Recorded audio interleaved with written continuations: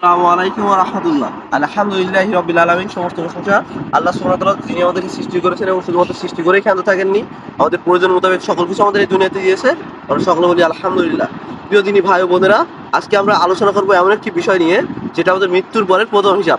আল্লাহ সুবহানাহু ওয়া তাআলা তার রাসূল সাল্লাল্লাহু আলাইহি সাল্লামের মাধ্যমে আমাদেরকে বলেন যে মৃত্যুর পরে আমাদের সর্বপ্রথম হিসাব নিয়ে হবে সলাতের হিসাব। যদি কারো সলাতের হিসাব সঠিক থাকে, সালাতের হিসাব ঠিক থাকে, তাহলে তার পরের হিসাবগুলো সহজ হয়ে যায়। আর যদি কারোর সালাতের হিসাব ঠিক না থাকে, পরের হিসাবগুলো কঠিন হয়ে যায়।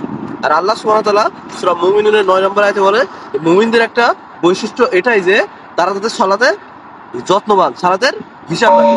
তাই আসুন আমরা সকলে সালাত আদায় করি। আমরা সকলেই ৫ ওয়াক্ত সালাত আদায় করি, যেটা আমাদের আল্লাহ সুবহানাহু ওয়া তাআলা আমাদের উপর ফরজ করেছেন।